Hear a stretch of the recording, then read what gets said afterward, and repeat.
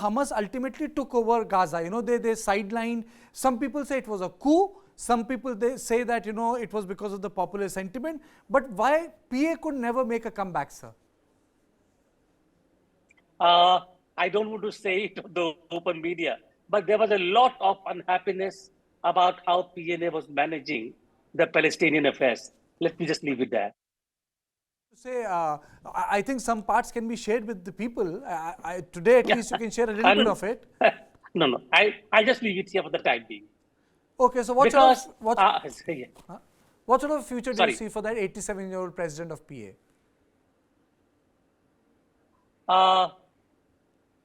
Ineffective. I don't think that he will be really acceptable so easily to a majority of Palestinians. But nonetheless, at the moment, there is no alternative. Where are the options? Unless there is peace, unless you come to basically establish the state of Palestine, that is when the question will come up who to elect as a president. Otherwise, you will have a president for PNA president in West Bank, and you will have Hamas rule in Gaza. And Palestinians, frankly speaking, they have no idea which way they are going.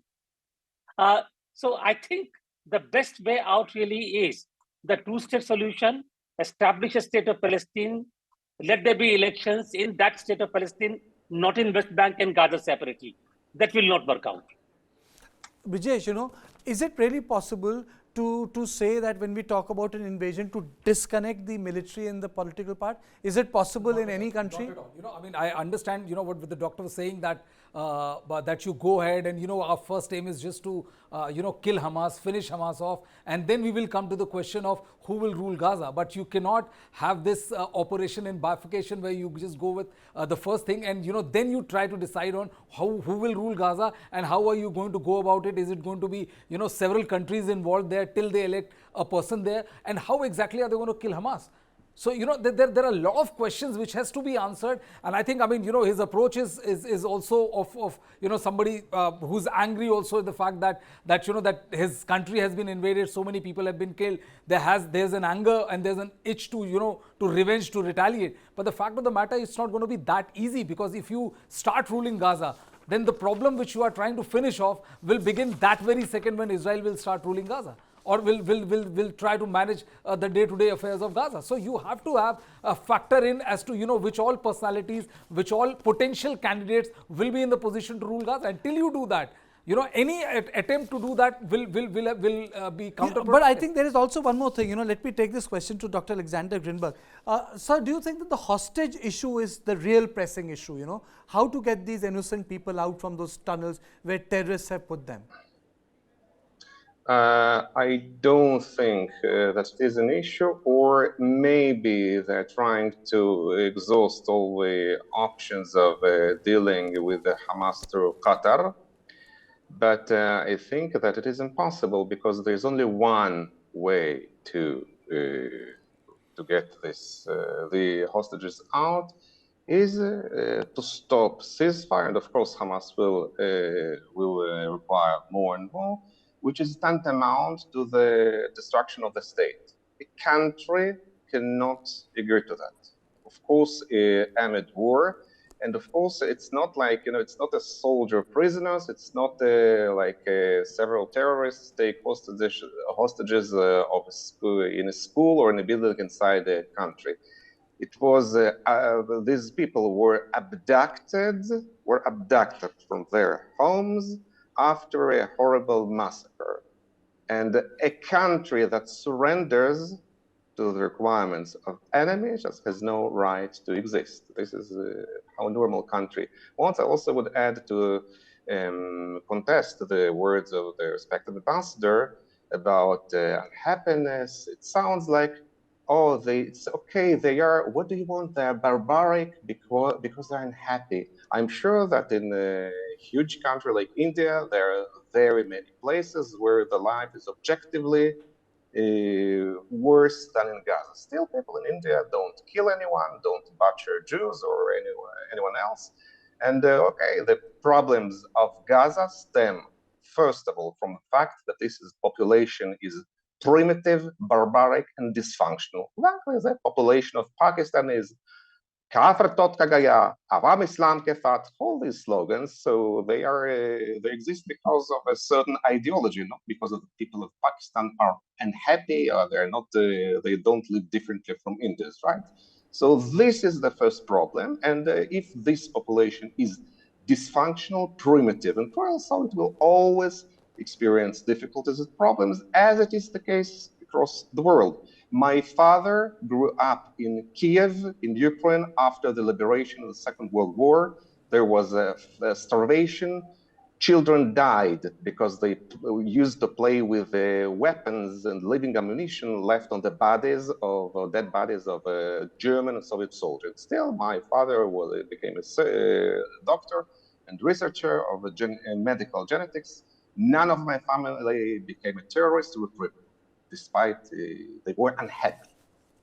No, see, I don't want to recontextualize an experience if I have to put it academically, Every experience has a context. Rajesh, you wanted to come in? No, I'm just saying that, what he's saying, I understand his feelings, but the fact of the matter is that is Israel also factoring in what will happen after the invasion? You're talking about we will arrive at the decision when we'll cross that bridge. But can he actually do that? Can Israel actually do that? Actually, Lev, that's the whole, that's the mood question. And that is the reason why Israel is such that's the mood question of my debate. Invasion is one part of it. Invasion is one part of it. So that is why I said military or political. Do you think that the end game is that the reason why it's being delayed? What do we do after we carry out a military exercise? Because after all, the people who are there, the terrorists, they are no match to the Israeli might, and they are no match to the Israeli army. They can defend, they can make it messy like Mosul, they can make it messy like Aleppo, but they can't match it. So ultimately, every military action has an end political objective, isn't it? Look, the consensus in Israel is that Hamas cannot rule Gaza after the war.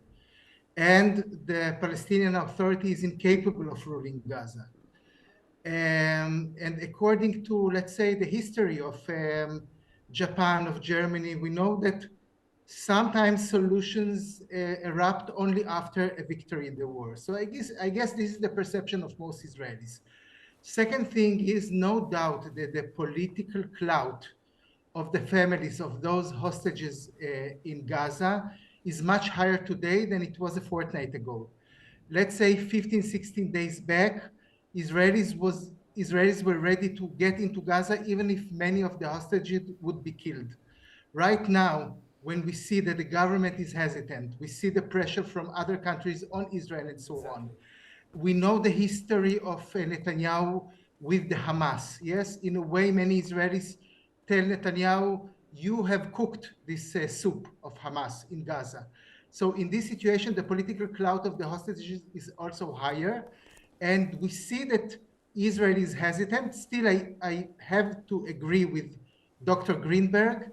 If Netanyahu is not invading Gaza, he is kaput, he's finished politically. That's what his, let's say, aides tell him. And also this is what most Israelis want to see. They want to see a victory over Gaza. I'm not arguing with the pollsters who made the poll that you have shown, but still I think there is a stable majority in Israel that we have to win the Gazan war. Lev, can we say that the larger public opinion, which Dr. Greenberg contested, he said, well, it doesn't make a difference. It's solidly behind the move to take on Gaza. Do you think it can change over a period of time? The public perception of war, can it change? Like the way public perception of war in America changed. It did change, but it took 10 years. I'm not, but that's a different thing. But it did change. Perceptions do change. Look, we have two contradicting energies that we feel in Israel. On one hand, there is a feeling that the Hamas people and the Gazan support for him is like the Nazis. This is on one hand. On the other hand, there is the sentiment that says we, in a way, let's say, played down the Palestinian Authority and we helped Hamas to be in such a strong position against us and so on. I think that only after some kind of a victory over Hamas, we will be able emotionally and psychologically to delve into what happened before October 7th. I feel that right now we need to see some kind of a victory over Hamas as Israelis were humiliated, who have friends and family who were, raped, killed, taken to Gaza, and so on. I feel that emotions right now, as Israelis, are part of the game. They're not outside the game. Brijesh, your closing comments on this?